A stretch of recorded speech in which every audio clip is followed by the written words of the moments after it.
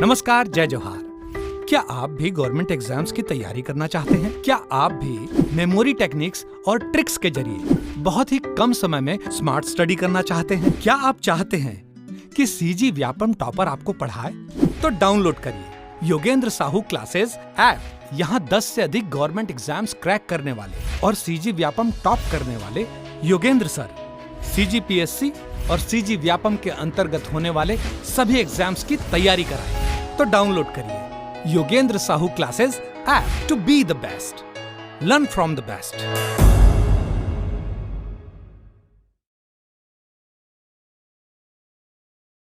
कोई भी सपना साकार करने के लिए सबसे जरूरी है सही कोच का होना। चुनिए Yogendra Sahu classes first rank को और करे अपने सीजी व्यापम सीजीपीएससी का सपना साकार। Download the app now.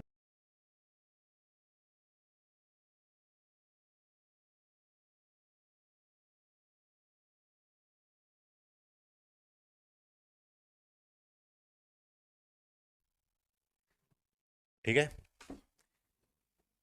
कल पढ़े थे अपन क्या? सेबी। सेमी नहीं भैया, सेबी। हाँ ठीक है, से बी। ठीक है, सेबी पढ़े थे। 2 मिनट देख लेते हैं कब बना था ये, है ना? अप्रैल 1988। और ये कानूनी दर्जा कब मिला? 30 जनवरी 1992।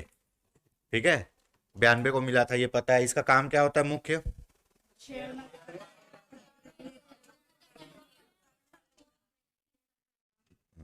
शेयर बाजार को नियंत्रित करना, कुल मिला के पूंजी बाजार को नियंत्रित करना। जब ये बनी थी इसकी पूंजी कितनी थी?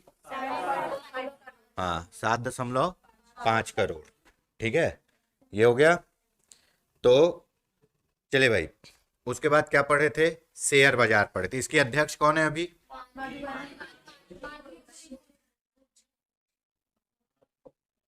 माधवीपुरी बूच। ये पूछता है कई बार, है ना? और पहली महिला अध्यक्ष भी है सेबी की, है ना? उसके बाद पढ़े थे अपन क्या? शेयर बाजार। तो अपने भारत का सबसे पुराना शेयर बाजार कौन सा है? बीएसई। कब बना? 75 में बना था। ठीक है, 1875 में। कहाँ है ये? दलाल स्ट्रीट, मुंबई में। ठीक है, उसके बाद इसका जो वो है सूचकांक, उसको क्या बोलते हैं अपन? क्या बोलते हैं? सेंसेक्स। ठीक है, ये कितने शेयर को दिखाता है? 30 शेयर को, 30 कंपनियों के शेयर को दिखाता है। ये क्या होता है? बहुत संवेदी सूचकांक है, ऊपर नीचे होता है बहुत, है ना? ठीक है, उसके बाद एक और क्या है? बीएसई 200 है ना? बीएसई 200 ये कितने शेयर को दिखाता है? 200 कंपनी के शेयर को। 2 पढ़ लिए थे। ठीक है, उसी के बाद क्या आता है? डॉलेक्स। ये बीएसई 200 को जब डॉलर में काउंट करते हैं तो क्या बनता है? डॉलेक्स। ठीक है, ये सब कल पढ़ चुके हैं, अभी आपको समझ आ रहा होगा शायद। उसके बाद एक क्या है अगला? NSE, national stock exchange. ये कहाँ है?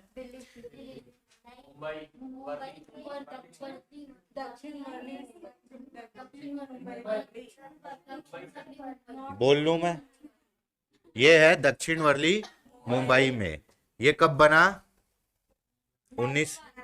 1991 में। कौन बोला था बनाने? फेरवानी समिति।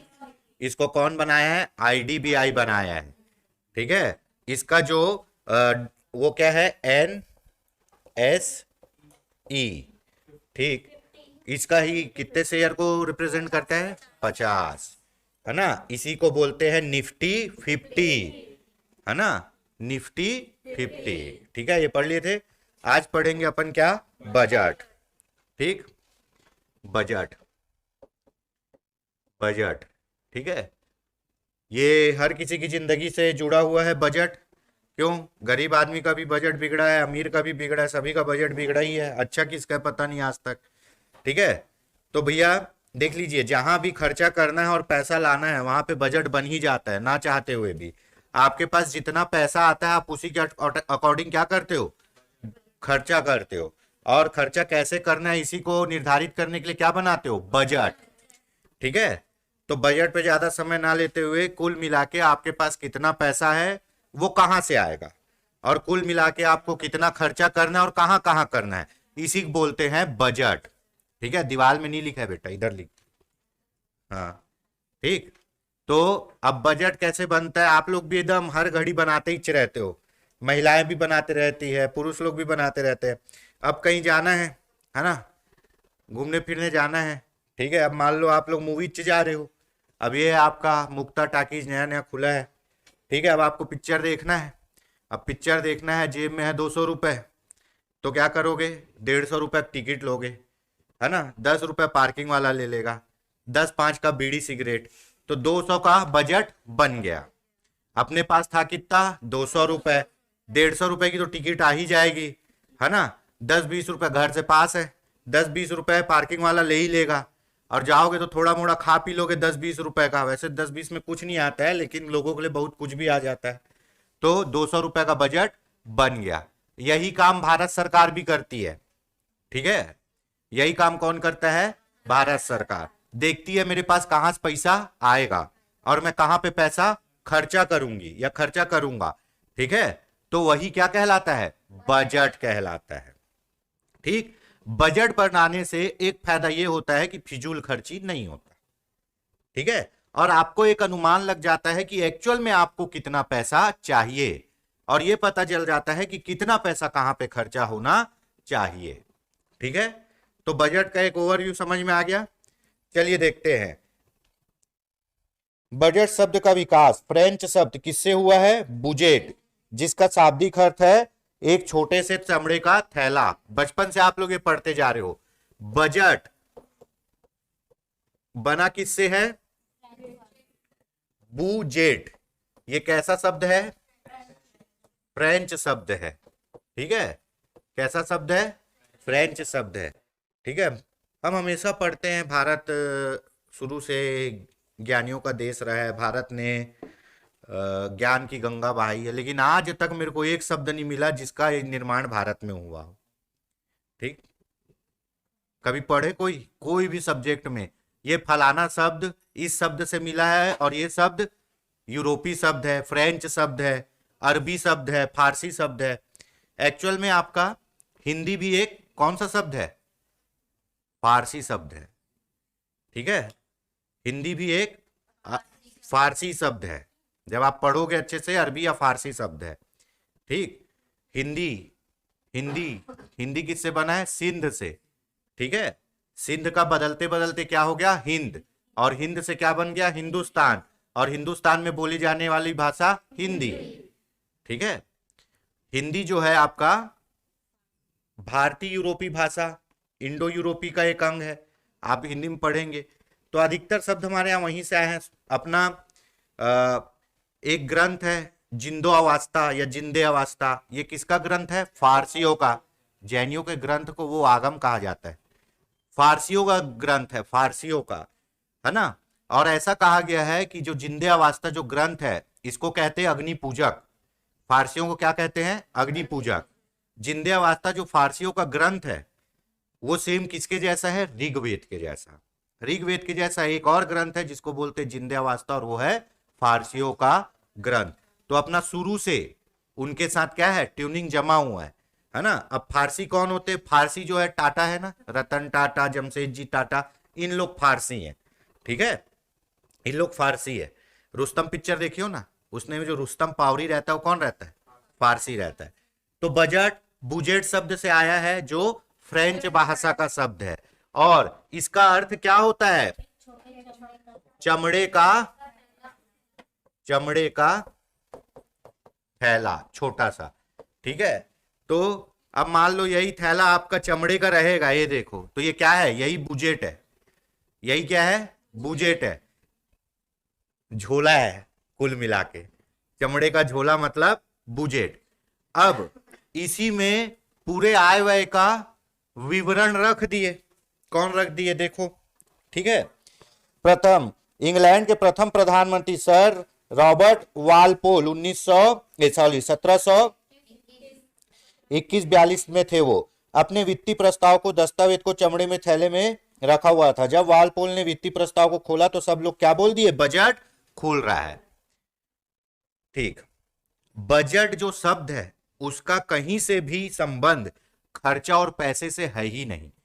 ठीक, हुआ क्या, जो इंग्लैंड के कौन प्रधानमंत्री रॉबर्ट वालपोल ऐसे ही पूरा आय व्यय का विवरण बनाए, खर्चा और आने का हिसाब बनाए, और हिसाब बना के कहां ले गए?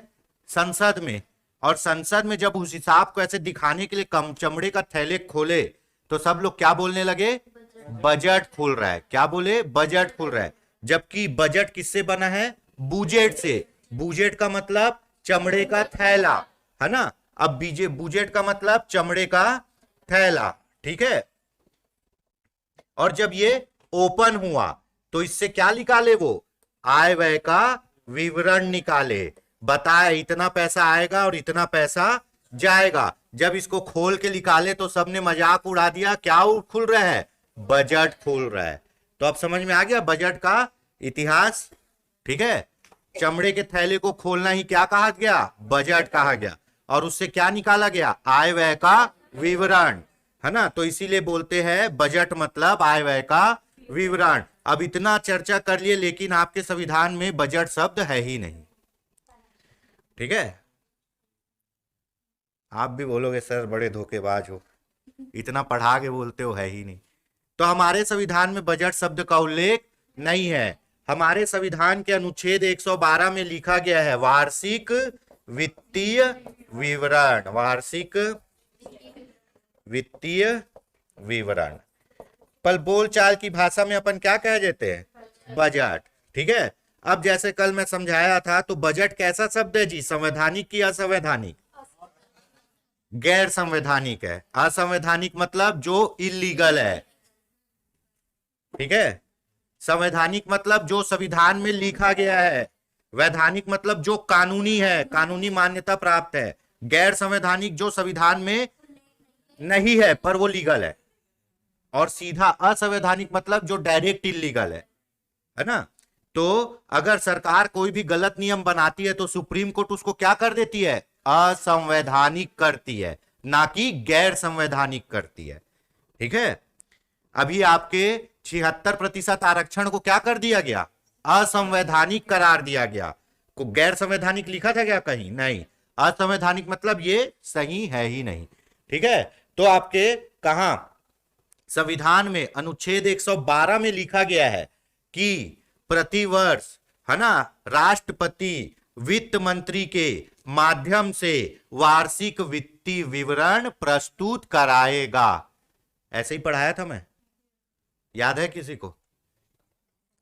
हैं? ये तुम लोग का अच्छा ट्रिक है, जैसे ही पूछने लगो तो एकदम बुक झांकने लगते हो, जैसे बहुत बड़े पढ़ते हो, तुरंत कॉपी पेन चलने लग जाता है ना। ठीक है, तो समझ में आ गया। बजट मतलब चमड़े का थैला, उससे निकाले अपन क्या? आय व्यय वाला कागज, तो उसी बोल दिए क्या? बजट खुल रहा है। हमारे संविधान में बजट का जो चर्चा है वो अनुच्छेद 112 में किया गया है, पर उसके लिए बजट शब्द यूज नहीं किया गया है। उसके लिए क्या शब्द यूज किया गया है? वार्षिक वित्तीय विवरण। और यही पूछा जाता है, और यही पूछा जाता है, तो आपको याद रखना है भाई। चलिए आगे देखते हैं। भारत में बजट प्रणाली की शुरुआत का श्रेय किसे जाता है? वायसराय कैनिन को जाता है। 1859 में वायसराय की कार्यकारिणी परिषद में पहली बार एक विशेष सदस्य सर जेम्स विल्सन को वित्तीय सदस्य के रूप में सम्मिलित किया गया। जेम्स विल्सन ने पहली बार 1860 में वायसराय की कार्यकारिणी परिषद के प्रथम बजट प्रस्तुत किया, इसलिए भारत में बजट प्रणाली का संस्थापक जेम्स विल्सन को कहा जाता है। तो देखिए, अभी तक किसी को आपत्ति विपत्ति संपत्ति नहीं? ठीक, चलिए आगे बढ़ते हैं। अब भारत में बजट का देखते हैं, ठीक है। अब जाहिर सी बात है, इंग्लिश शब्द है, फ्रेंच शब्द है ना। फ्रेंच मतलब फ्रांसीसी, है ना। हमारे यहाँ फ्रांसीसी कब खत्म हो गए पूरी तरह से?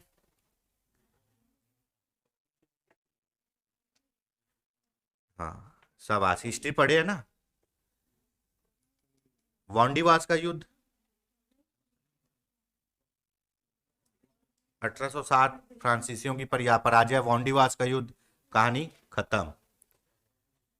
पौंडीचेरी थी अपने यहाँ कौन सी? फ्रांसीसी बस्ती। पढ़ो बेटा पढ़ो, ठीक है। तुमको कितना हो गया? चलिए आगे देखते, वापस वापस वापस कहां तक पहुंचे थे? अब भारत में बजट, कहा? भारत में बजट का इतिहास। भारत में बजट का जन्मदाता, बजट का जन्मदाता किसे कहा जाता है? James Wilson. किसे कहा जाता है? किसे कहा जाता है?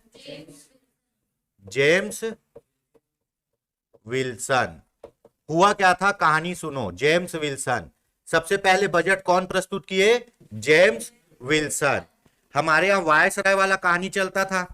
सबसे पहले क्या होते थे? गवर्नर होते थे, फिर क्या बन गए? गवर्नर जनरल, फिर क्या बन गए? वायसराय बने, है ना। 57 के बाद क्या बन गए? वायसराय। तो वायसराय कैनिन, अपने भारत के पहले क्या थे? वायसराय थे, लॉर्ड कैनिन। हाँ, लास्ट गवर्नर जनरल थे, और पहले वायसराय कौन थे? कैनिन। तो कैनिन के जो समिति थी उसमें एक वित्तीय सदस्य थे, कौन? James Wilson. तो उन्होंने वायसराय की समिति में सबसे पहले क्या प्रस्तुत किया था? बजट, ठीक है। तो हमारे यहां बजट प्रणाली के जन्मदाता कौन बन गए? James Wilson. कैसे बने, समझ में आया? समझ में आया कि नहीं? नहीं आया? आया। देखिए भाई, भारत में बजट कैसे शुरू हुआ। 1857 की क्रांति के पहले जो आपके गवर्नर जनरल थे वही सर्वे सर्वा हुआ करते थे, पूरा डिसीजन लेते थे।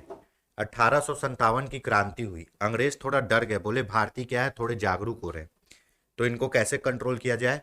गवर्नर जनरल से पावर लेकर किसको दे दिया गया? पूरा क्राउन को दे गया। क्राउन मतलब वो महिला जो वहां ताज पहन के बैठती है इंग्लैंड में, इंग्लैंड की रानी को। इंग्लैंड की रानी ने भारत को कंट्रोल करने के लिए एक नया पद बनाया, क्या? भारत सचिव। फिर वो आदमी वहां से पूरा डायरेक्शन देता था, किसको? वायसराय को, है ना। तो ऐसे ही वायसराय की समिति बनी, और उस समिति में एक फाइनेंशियल मेंबर को भी, वित्तीय सदस्य को शामिल किया गया, और वो थे कौन? James Wilson. तो जेम्स विल्सन ने वो अपनी समिति में क्या प्रस्तुत किए? एक बजट प्रस्तुत किए। इसीलिए भारत में बजट का जन्मदाता किसे कहा जाता है? जेम्स विल्सन को। और बजट प्रणाली का श्रेय कौन से वायसराय को जाता है? कैनिन को। यहां तक समझ में आया? ये हमेशा पूछता है, भारत में बजट का जन्मदाता किसे कहा जाता है? किसे? जेम्स विल्सन को कहा जाता है। क्यों कहा जाता है, अब समझ में आ गया? ठीक है, कहानी है। चलिए आगे बढ़ते हैं। संविधान के अनुच्छेद 112 के अंतर्गत प्रत्येक वित्तीय वर्ष के लिए जो अप्रैल से मार्च तक चलता है, केंद्र सरकार को अनुमानित प्राप्तियों तथा व्ययों का एक विवरण पार्लियामेंट के सामने रखना होता है। इस वार्षिक वित्तीय विवरण को संविधान में बजट के लिए प्रयुक्त शब्द है केंद्र सरकार का बजट कहा जाता है। ठीक है, राज्य सरकारों के बजट के संबंध में अनुच्छेद 202 में व्यवस्था की गई है। चलिए, बहुत बढ़िया लिखा है, शाबाश। अब देखिए भाई, भारत में कौन पहले बजट पेश किया था? जेम्स विल्सन, वो भी पता चल गया। अब आते हैं, ये जो है मैटर, ये सब संविधान में लिखा हुआ है, ठीक है। तो संविधान के किसमें? अनुच्छेद 112 में बजट शब्द के लिए, बजट शब्द का यूज नहीं किया गया है, बजट शब्द के लिए एक अलग वर्ड यूज किया गया है, जिसको बोलते हैं वार्षिक वित्तीय विवरण। बजट कभी भी, बजट का ना एक विशेष गुण होता है कि ये एक निश्चित समय के लिए होता है, तभी ये बजट है। अगर इसका समय निश्चित नहीं है, मतलब बजट बन ही नहीं सकता। तो बजट कभी भी बनाओ, एक निश्चित समय या एक निश्चित उद्देश्य के लिए बनता है। जो काम उद्देश्य रहित है वो कोई काम का नहीं है। ठीक है, आप पढ़ते हो, किस लिए पढ़ते हो? नौकरी लगाने के लिए, ठीक है। पर नौकरी तब लगेगी जब आप ज्ञानार्जन करोगे। तो कुल मिला के आप ज्ञान अर्जित करने के लिए ही पढ़ते हो, ठीक। आप पूजा पाठ क्यों करते हो? मुक्ति पाने के लिए। तो कुल मिला के क्या है? काम क्रोध लोभ मोह अहंकार से ऊपर उठ जाना है और इस दुख की दुनिया से ऊपर चले जाना है, आत्मा को परमात्मा में मिला लेना है। यही उद्देश्य है पूजा पाठ का, ठीक। आप कोई भी काम किसी भी उद्देश्य से करते ही हो भाई, बिना उद्देश्य के तो कोई काम नहीं होता है। तो बजट का भी एक उद्देश्य है कि वो एक निश्चित समय के लिए बनता है और निश्चित कार्य के लिए बनता है। तो यहां नाम से ही पता है, यथा नाम तथा गुण। वार्षिक बोल दिया मतलब कितने साल के लिए बटेगा? 1 साल के लिए। वो साल हमारा क्या है? 1 अप्रैल से 31 मार्च, ठीक है। 1 अप्रैल से 31 मार्च, इसी को बोलते हैं हमारा फाइनेंशियल ईयर, ठीक है। तुम्हारा न्यू ईयर 1 जनवरी से 31 दिसंबर चलता है, उससे किसी को कोई मतलब नहीं है। अपने को इससे मतलब है पैसे का जो नया साल है ना, पैसे वाला, वो कब आता है? 1 अप्रैल को, और खत्म कब होता है? 31 मार्च। तो 1 साल के लिए, ठीक है। वार्षिक हो गया। वित्तीय मतलब ये किससे संबंधित है? पैसे से। तो इसमें ये बताता है कि इधर ले लो आय और इधर ले लो व्यय। तो ये वित्तीय में ये बताता है कि कहां से पैसा आएगा और कहां पैसा खर्चा करना पड़ेगा। तो ये मुंह जबानी तो नहीं बोलेंगे, इसके लिए क्या करेंगे? इसको लिख के लाएंगे, एक स्टेटमेंट बनाएंगे। तो ये क्या हो गया? विवरण। वार्षिक 1 अप्रैल 31 मार्च के लिए पैसे से संबंधित पूरा हिसाब किताब आपका क्या कहलाता है? बजट, वार्षिक वित्तीय विवरण, ठीक है। तो भारत सरकार हर बार वित्तीय वर्ष की समाप्ति के पहले आने वाले वित्तीय वर्ष के लिए क्या प्रस्तुत करती है? बजट। हमेशा पूछता है कि बजट कौन प्रस्तुत करता है ना, और कौन प्रस्तुत करवाता है? राष्ट्रपति।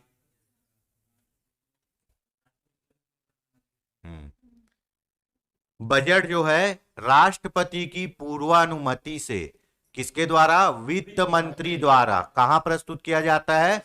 संसद में, ठीक है। तो संसद में बजट प्रस्तुत किया जाता है वित्त मंत्री के द्वारा, ठीक। यहां तक समझ में आ गया?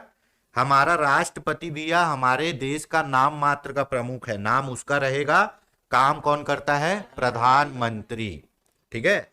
ये सब में मैं 2 महीना पढ़ाया हूं तुमको पॉलिटी, तो अब नहीं बताऊंगा। चलिए, तो केंद्र सरकार के बजट का अनुच्छेद क्या है? 112। और राज्य सरकार यही सब काम कौन से अनुच्छेद से करती है?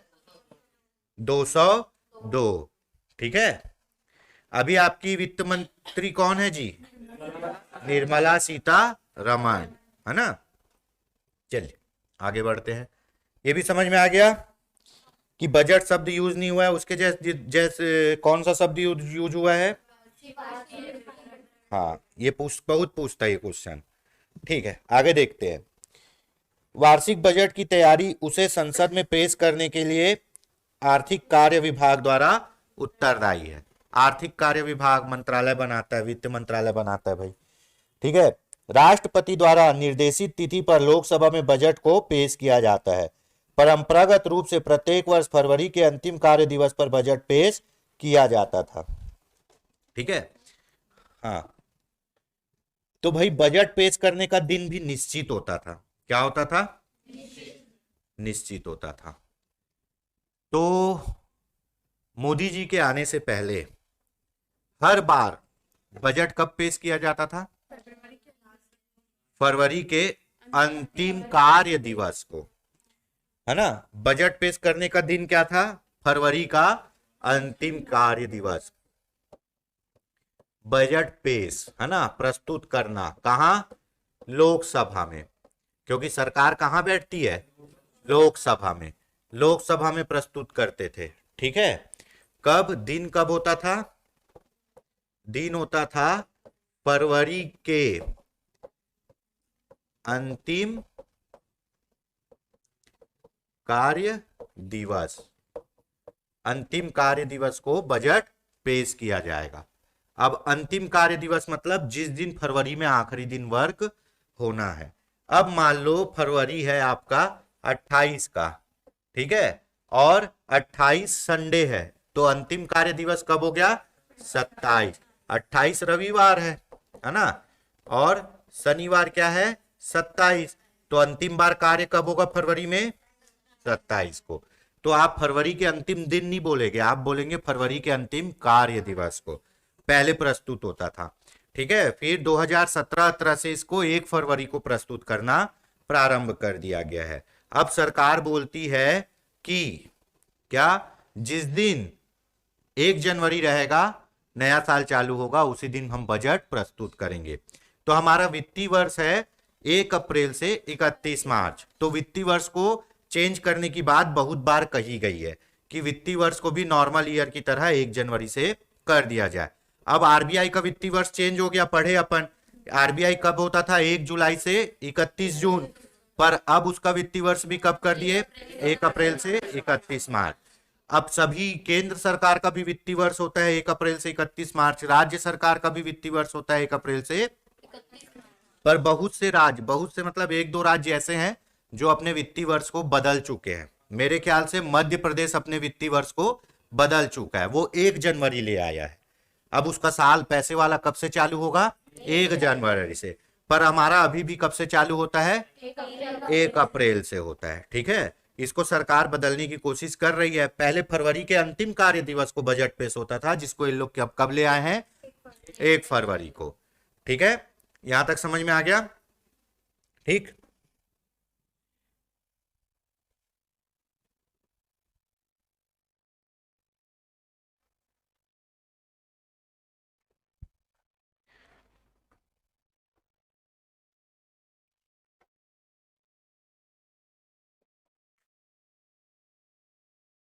बजट का एक आध इमेज कैसे बनता है वो दिखाते हैं आपको।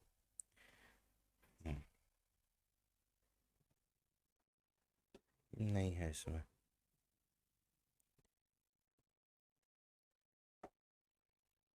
बात क्यों हो रही है? ठीक है, चलिए आगे देखते हैं। यहां तक समझ में आ गया? ठीक। तो बजट कब पेश होता है? ये तो वित्तीय वर्ष हो गया भाई, 1 फरवरी को। पहले कब होता था? फरवरी के, ठीक।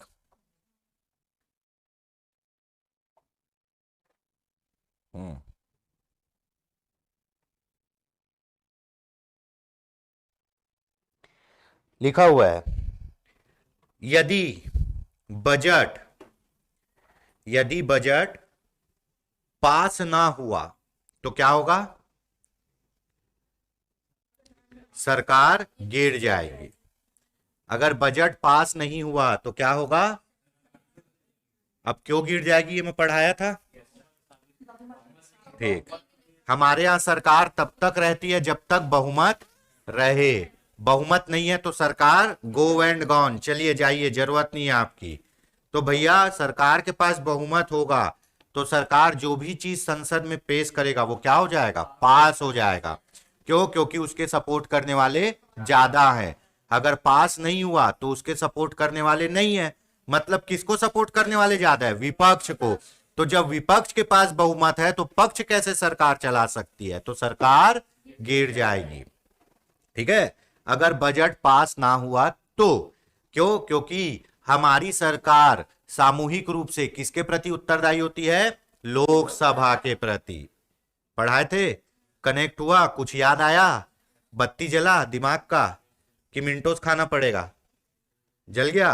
अब मान लो एक फलाना आदमी था, वो था वित्त मंत्री, और उसको दे दिए बजट, कल लेके आना और कहां प्रस्तुत करना? लोकसभा में। और रात को उनका बच्चा बजट का खोल के थैला मस्त व्हाट्सएप पे फोटो खींच के डाल दिया, और बजट पेश होने से पहले सबको बजट पता चल गया, तब क्या होगा?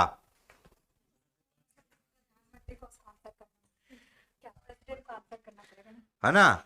अगर बजट खुल जाता है तो कौन त्याग पत्र देगा? वित्त मंत्री देगा। क्यों? क्योंकि ये व्यक्तिगत रूप से किसके प्रति जिम्मेदार होता है? राष्ट्रपति के प्रति। अगर आप कोई पर्सनल गलती करते हो तो राष्ट्रपति आपको क्या करेगा, पद से हटा देगा। अगर आप लोकसभा में अपना बजट पास नहीं करवा पाते तो पूरी की पूरी सरकार गिर जाएगी। क्यों? क्योंकि वहां आपको समूह में काम करना है। सामूहिक रूप से बोला, सरकार समूह के रूप में कहां बैठती है, लोकसभा में। तो समूह का एक उद्देश्य होता है क्या करना, मिलजुल के कार्य करना। अगर आप मिलजुल के कार्य नहीं कर रहे हो मतलब आपके पास बहुमत नहीं है। और हमारे यहां यह कहा गया है कि राष्ट्रपति बहुमत दल के नेता को क्या नियुक्त करता है, प्रधानमंत्री। और फिर प्रधानमंत्री की सिफारिश से क्या करता है, अन्य मंत्रियों की नियुक्ति करता है। इतना पढ़े थे। तो भैया जब समूह में आपका लोकसभा में बजट पेश किया गया तो आपको क्या करना है, वहां पे सामूहिक रूप से क्या करना है, काम करना है। ठीक है, सामूहिक रूप से काम करना है। और वहां नहीं किए मतलब सरकार गिर जाएगी। तो इसमें लिखा गया है अगर वित्त मंत्री लोकसभा में बजट प्रस्तुत करता है और बजट पास नहीं होता तो क्या होगा, सरकार गिर जाएगी। और एक हमेशा क्वेश्चन आता है, पूछता है ये पीएससी में कि बजट प्रस्तुत होने से पहले ही खुल गया। बजट क्या, चमड़े का थैला कहां खुलना चाहिए, संसद में। किसी को पता नहीं चलना चाहिए, गोपनीय। आपको पता है कि हमारे जो मंत्री हैं वो किसकी शपथ लेते हैं, पद और गोपनीयता की, है ना। अपने पद पर अच्छे से काम करेंगे और चुगलीचारी नहीं करेंगे, सब चीज छुपा के रखेंगे, जब बताना होगा तभी बताएंगे। इतना तो पता है। तो भैया जब गोपनीय बना के रखना था किसको, बजट को। अब वित्त मंत्री का लड़का फोटो खींच के डाल दिया कहां, व्हाट्सएप में। गोपनीयता रही क्या, नहीं रही। रही क्या, नहीं रही। बजट का कहानी खत्म। अब गलती कौन किया है, पर्सनली वित्त मंत्री। तो सरकार क्यों हटेगी, अकेले कौन हटेगा, वित्त मंत्री। अगर संसद में जब सब कोई एक साथ बैठे हैं और नहीं पास हुआ तब किसकी गलती है, सबकी गलती है, तब सरकार गिरेगी। अब पेपर दिलाते थे पहले अपन कॉलेज का, तो पेपर लीक हो जाता था तो दोबारा वो पेपर लीक वाला पेपर दिलाते थे क्या, नहीं, फिर से पेपर होता था। और जिसके कारण लीक हुआ है यूनिवर्सिटी का आदमी, उसको क्या करते थे, नौकरी से निकाल देते थे। ठीक है, तो वही चीज जो है सेम, लीक नहीं होना चाहिए। यहां तक भी हो गया, ठीक है।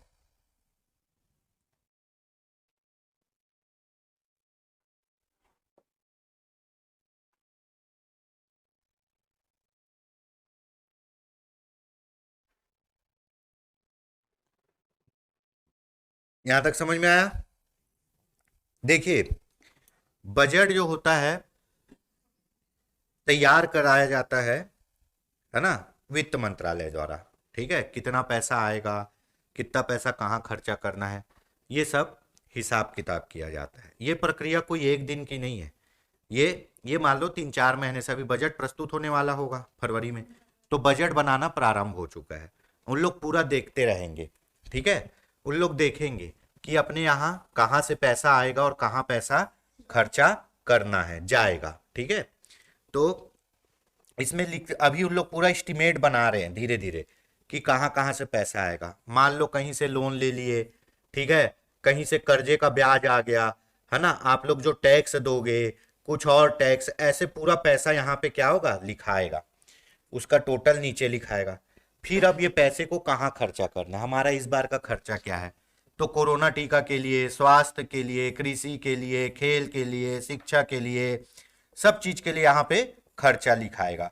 फिर क्या किया जाएगा, यहाँ टोटल किया जाएगा। ठीक है, तो हमेशा हमारे यहाँ घाटे का ही बजट बनता है, लाभ का बजट नहीं बनता, क्योंकि हमारा जितना खर्चा है उतना पैसा हमारे पास नहीं होता।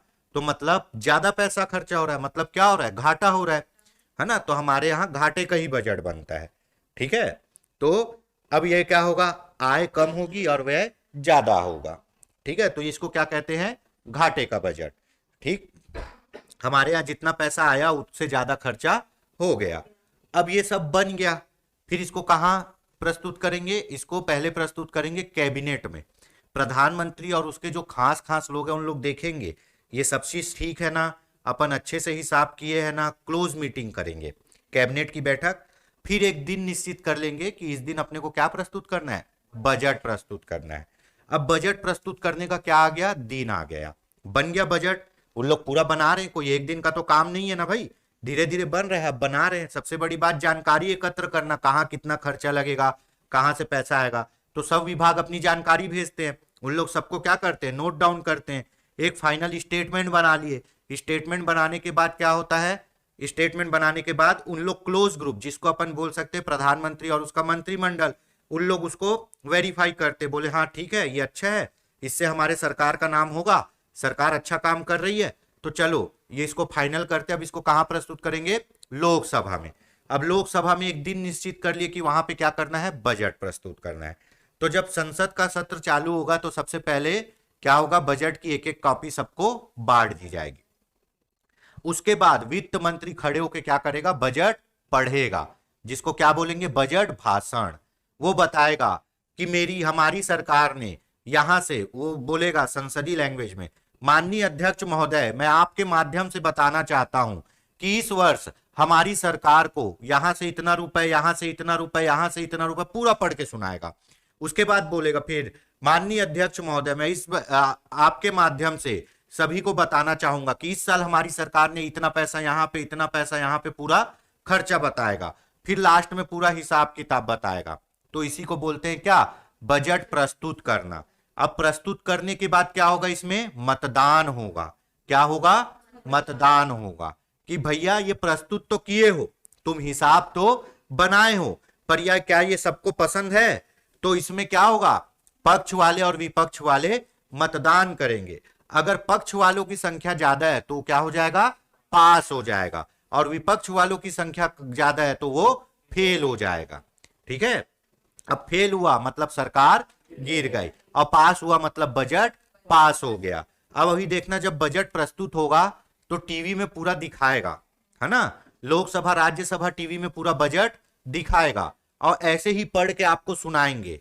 ठीक है, और उसी के बाद दूसरे दिन वही पूरा हेडलाइन छप के न्यूज़पेपर में आएगा कि इतना करोड़ रुपए इसको दिए, इतना करोड़ रुपए उसको दिए, और वो भी बताएगा कि कौन सी चीज महंगी कर रहे हैं हम, कौन सी चीज सस्ती कर रहे हैं। ठीक है, तो अधिकतर चमड़े का थैला दुनियादारी महंगी हो जाती है ना। उसके बाद कापी पुस्तक थोड़ा सस्ता कर देते हैं, कार वार महंगा कर देते हैं, मोबाइल महंगा कर देते हैं, जो तुम्हारे क्या बोलते हैं सुविधा की बहुत अयासी वाली चीजें, वो सब महंगी होगी धीरे धीरे, और जरूरत की चीजों को उसी रेट में रखते हैं या सस्ता कर देते हैं।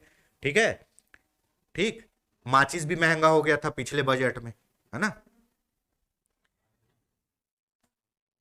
माचिस 1 रुपए का आता था, हाँ, तो बजट में महंगा हो गया। तो ऐसे सरकार डिसाइड करती है किस चीज को महंगा करके पैसा लाना है और किस चीज को सस्ता करना है, तो ऐसे बजट पास होता है। ठीक है, इतने में किसी को कुछ पूछना है, समझ आ रहा है कि नहीं जी, पॉज करिए थोड़ा।